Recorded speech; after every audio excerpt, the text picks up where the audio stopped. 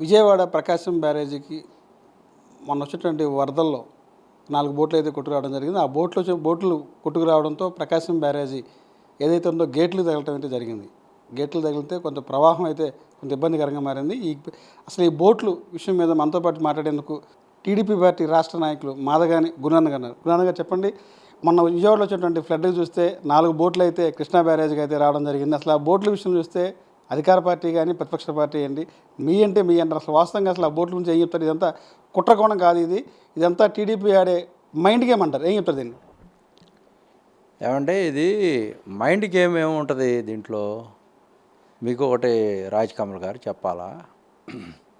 ఇప్పుడు ఎవరు వరదలు వచ్చి ప్రభుత్వం కృష్ణా జిల్లాలో జనం అంతా కూడా అతాకుతలం అయిపోయి ఉన్నారు. వరద అది ఉక్కిరి బిక్కిరి ఆడినటువంటి వరద, అది అందరికీ తెలుసు. అసలు ఎవరు ఖాళీగా ఉండారు ఇక్కడ? సీఎం గారి దగ్గర నుంచి మేమంతా కింద స్థాయి దాకా కూడా ఎంపీలు, ఎమ్మెల్యేలు, మంత్రులు అందరం కూడా ఆ వరద కార్యక్రమాల్లో ఉన్నాం. ప్రభుత్వానికి ఏదన్నా తప్పు జరిగితే ప్రభుత్వానికి చెడ్డ పేరు వస్తుంది. ప్రభుత్వంలో మేము ఉన్నాం కదా, దీనికి చెడ్డ పేరు తీసుకురావాలా? ఈ విజయవాడలో జనసముద్రంగా మారిపోవాలా? ఇక్కడ జనం అందరూ కూడా చచ్చిపోతే శవరాజకీయాలు చేయాలని కోరుకునేది ఎవరు? చెప్పండి. మీ ద్వారా నేను అడుగుతున్నాను, ఎవరికి ఉంటుంది అవసరం? ఎవరికి ఉంటుంది సార్? ఇక్కడ సింపుల్ లాజిక్ రాజకీయాల్లో. అంటే వరదల్లో ఫెయిల్ అయ్యాడు చంద్రబాబు నాయుడు, అందుకోసమే ట్రాఫిక్ డైవర్ట్ చేస్తాననేది వైసీపీ పదే ఆరోపిస్తుంది. ఏది వాస్తవం అంటారు? ఇప్పుడు వైసీపీయే కుట్ర కోణంలో దీనంతా కూడా ఫెయిల్ చేసేసి, ఈ వ్యవస్థనంతా కూడా అస్తవ్యస్తం చేసేసి, వీళ్ళందరూ కనుక ఎక్కువ మంది చచ్చిపోతే దాన్ని చంద్రబాబు నాయుడు గారి ప్రభుత్వం మీద రుద్దేసి ఈ ఫెయిల్ అయిపోయిందని చెప్పడం కోసం చేసేటువంటి ప్రక్రియలో భాగమే. ఇప్పుడు మీరు ఉషాద్రి ఆయన ఎవరికి సంబంధించిన ఆయన? తలలేని తలసిల గ్రామంకు సంబంధించినటువంటి వ్యక్తి. రామ్మోహన్ ఇతను కూడా తలసిల గ్రామంకి బంధువు దగ్గర. అట్లానే ఇంకొక అతను, ఈ ముగ్గురు ఉన్నారు కదా. ఇది నిన్న చూపించారు మీరు, ఎవరు ఆంధ్ర ఇది బ్లూ మీడియాలో సాక్షి పేపర్లో బురద రాజకీయం అని చెప్తా ఉన్నారు. పెద్ద హెడ్డింగ్లు పెట్టారు. దాంట్లో లోకేష్ గారి పక్కన ఫోటో ఆయనది పెట్టారు. ఎవరిది? రామ్మోహన్. తర్వాత ఉషాద్రిది పెట్టారు. అవి ఎక్కడిచ్చారు? ఇప్పుడు ప్రజల సమక్షంలో ప్రజా దర్బార్ అని లోకేష్ గారు ప్రజలందరిని ఆహ్వానించాడు. ఎవరి సమస్యలు ఉన్నా, irrespect of caste and colour and creed and culture.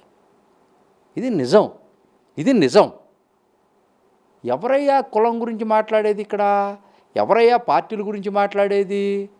ఇప్పుడు అవన్నీ మార్ఫింగ్ చేసి ఒకవేళ నిజంగా ఉన్న ఫోటోలు, అది ప్రజా దర్బార్లో అతనుకున్న సమస్య వచ్చి ఇర్రెస్పెక్ట్ ఆఫ్ పార్టీ చెప్పాడు. అది గొప్ప విషయమే కదా. లోకేష్ గారు పార్టీ రహితంగానే సమస్యలు పరిష్కారం చేస్తున్నాడు. దీన్ని బట్టి అర్థమవుతుంది కదా.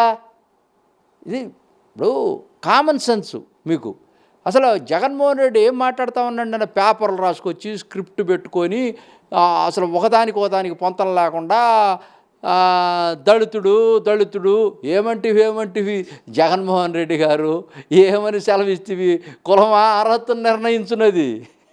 పిచ్చోడులా ఉండవు నువ్వు. నందిగం సురేష్ అంటే హత్యలు చేయొచ్చు, మానభంగాలు చేయొచ్చు, మర్డర్లు చేయొచ్చు, లేకపోతే మోసాలు చేయొచ్చు, దురాఘాతాలు చేయొచ్చు, దుమ్మీలు చేయొచ్చు, నేరాలు చేయొచ్చు. అంటే నీ పక్షాన ఉంటే ఆ దళితుడు అయిపోయి ఉంటే ఎవరండి? దళితుడికి ఏమన్నా రాజ్యాంగంలో ఏమన్నా ప్రత్యేకంగా తప్పులు చేయని చెప్పి ఏమన్నా ఆర్టికల్లో ఏమన్నా పొందుపరిచాడు అంబేద్కర్ గారు? రిజర్వేషన్ ఇచ్చారు బతకండి అయ్యా అని. అంటే తప్పులు చేయమని సర్టిఫికేట్ ఇవ్వలేదు కదా. అది నువ్వు పదే వల్లి వేస్తావేంటి? జగన్మోహన్ రెడ్డి గారు నువ్వు 24 గంటలు దళితుడైతే జైలుకి వెళ్ళడా? అన్నం తిండా? ఏంటి నీ గోల? అంటే నువ్వు ఇంకా మమ్మల్ని నా ఎస్సీ, నా ఎస్టీ, నా బీసీ, నా మైనార్టీ అన్నావు, తోకపోసి సున్నం పెట్టాం. ఇంకా నీకు సిగ్గు రాలేదా? మానవయ్యా నువ్వు. ఇంకా దళిత కార్డు పెట్టి ఎన్నాళ్ళు ఎక్స్ప్లాయిట్ చేసి మమ్మల్ని బలహీనలు చేసి మాకున్న బలహీనతలను అడ్డం పెట్టుకొని బతకడానికి సిగ్గు లేదా? అరే ఆ ఉషాద్రి వాళ్ళు బోట్లు దాదాపుగా 40 టన్నులు బోట్లు, దాంట్లో ఇసుక పెట్టి దాదాపుగా 100 టన్నులు బరువు వచ్చేది. అంటే అది 40 కిలోమీటర్ల స్పీడ్తో వెళ్తే దాన్ని కొడితే ఆ తలుపులు పగిలిపోతే, ఆ తలుపులు పగిలిపోయిన నేపథ్యంలో 2-3 తలుపులు అంటే దాదాపుగా ఒక 5-6 లక్షల క్యూసెక్కుల నీరు ఎబో దాన్ దట్, అంటే కరకట్ట మీద ఉన్నటువంటి ఏది మీరు కట్టినటువంటి ఆ వాల్ ఉంది చూసారా, చంద్రబాబు నాయుడే దానికి పునాది వేశారు. రిటైనింగ్ వాల్ ఉంది చూసారా, దాని మీద నుంచి కూడా వచ్చేసి విజయవాడ అప్పుడెప్పుడు అనేవాళ్ళంట బ్రహ్మం గారు, ఎప్పటికైనా కనకదుర్గమ్మ ముక్కు పుడక తాకుద్ది అని. అంటే అట్లా తాకిద్దామనేనా? అంటే మేమందరం దాంట్లో కొట్టుకుపోయి చచ్చిపోతే నువ్వు వచ్చి ముసలి కన్నీరు పెట్టి ఏడుస్తావా? ఏందండి నీ బురద రాజకీయం వరదల్లో? మానుకో. అసలు ఇంకోటి మాట్లాడతావు అక్కడ.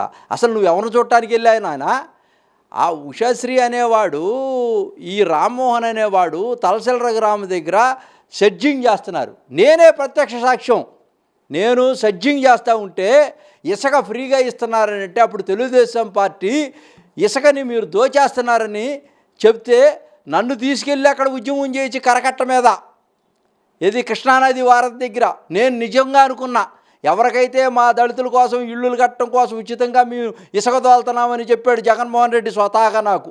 ఏమంటే వాళ్ళు ఇసుక రాజకీయం చేస్తున్నారు చంద్రబాబు నాయుడు గారు, మీరు లేకపోతే అక్కడ ఇసుక చెడ్జింగ్ చేయనీరు కృష్ణానదిలో అని చెప్తే నేను నిజమనుకొని మా వాళ్ళకేదో అన్యాయం జరుగుతుందని నేను పోతే బోట్లలో నుంచి పడవల్లో నుంచి కొట్టుకొచ్చి మొత్తం ఇక్కడ వేసి ఇసుక సెడ్జింగ్ చేసి మొత్తం పర్యావరణానికి దెబ్బతీస్తే జాతీయ విపత్తుల పర్యావరణ కేంద్రం ఒక 100 కోట్ల రూపాయలు ఫైన్ వేసింది మన ప్రభుత్వానికి.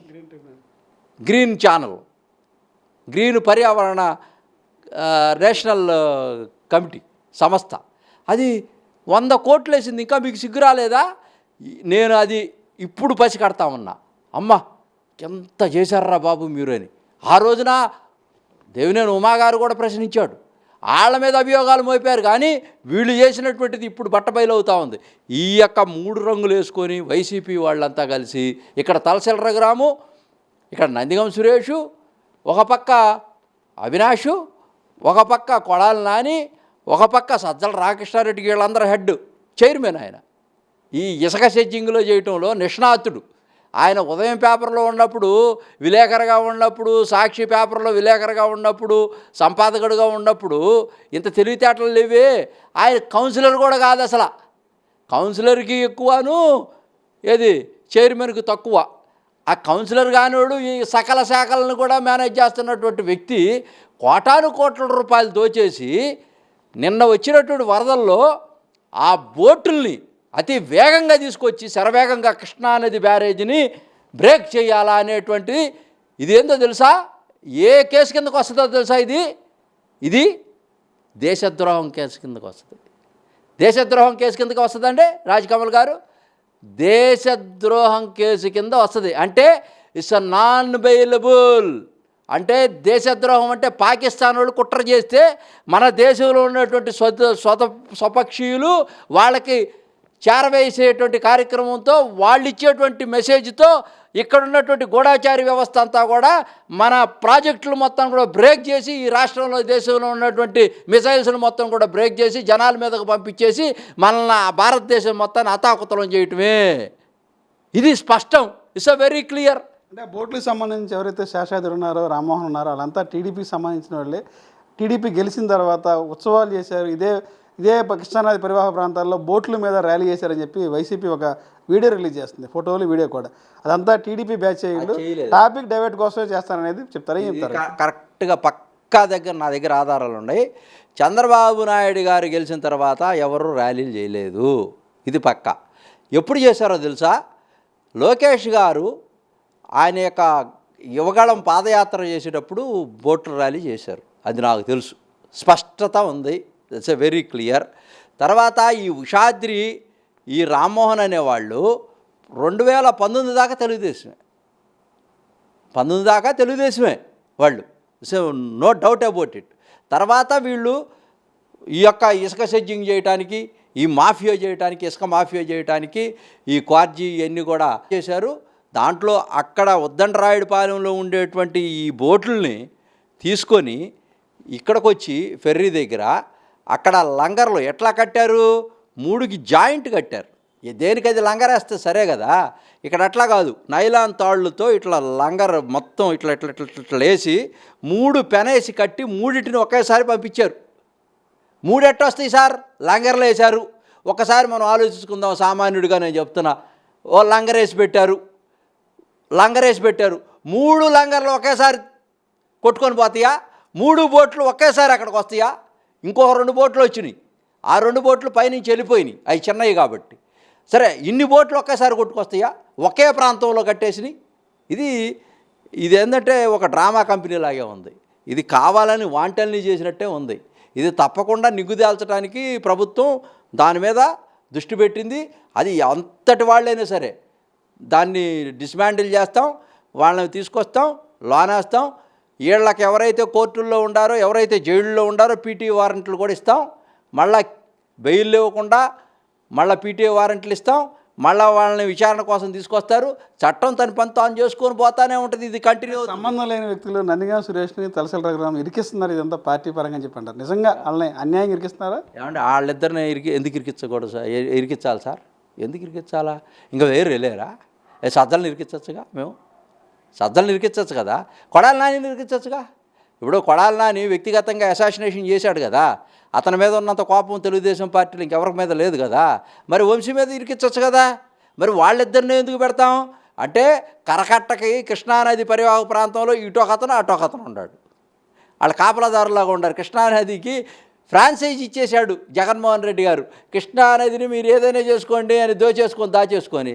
అందుకని వాళ్ళిద్దరే దాంట్లో ఏదైతే రుచి మరిగారో, ఏదైతే చేపలు రుచి మరిగారో, పులుసు కూర అంతా కూడా ఇసుక మొత్తం వచ్చేటువంటి వనరులు సెర్జింగ్ మొత్తం కూడా ఆ పరివాహక ప్రాంతంలో వచ్చేటువంటి అన్ని మంచి చెడులన్నీ వాళ్ళకే. మంచి వచ్చింది కోట్లు దోసుకున్నారు, చెడు వచ్చింది జైలుకి వెళ్తారు. ఇది నగర సత్యం. దీంట్లో ఏముంటుంది సార్?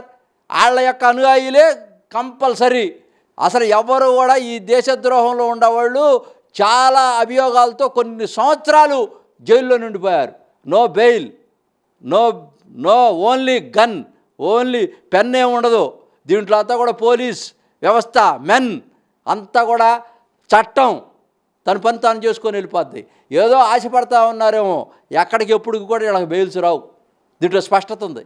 కృష్ణానదిని దాదాపు 5 సంవత్సరాల పాటు కూడా ఇసుక అడ్డగోలుగా దోపిడీ చేసి ఎవరైతే ఉన్నారో, అటు ఉద్దండరాయపాలెం కానీ ఇటు ఫెర్రీ ఘాట్ పక్క కానీ ఉన్నటువంటి ఇద్దరు ఎవరైతే ఉన్నారో వారి మీద ప్రభుత్వం అయితే చర్యలు తీసుకుంటుంది. ఇది పక్కాగా కుట్రకోణంతోనే జరిగింది. ప్రజలను నాశనం చేయాలనే ఉద్దేశంతోనే ఈ యొక్క మా బోట్లను అయితే పంపించడం జరిగిందని చెప్పి కూడా గురునాథం గారు చెప్తున్నారు. ఎవరైనా సరే పార్టీలకు సంబంధించి కాకుండా ఎవరైనా దీనికి సంబంధించిన దోషులు ఎవరైతే ఉన్నారో ప్రతి ఒక్కరి మీద కూడా దేశద్రోహం కేసు పెట్టాలి, శిక్షించాలని చెప్పి కూడా గురునాథం గారు చెప్తున్నారు. కెమెరామ్యాన్ కిషోర్తో రాజ్ కమల్, S4 మీడియా, విజయవాడ.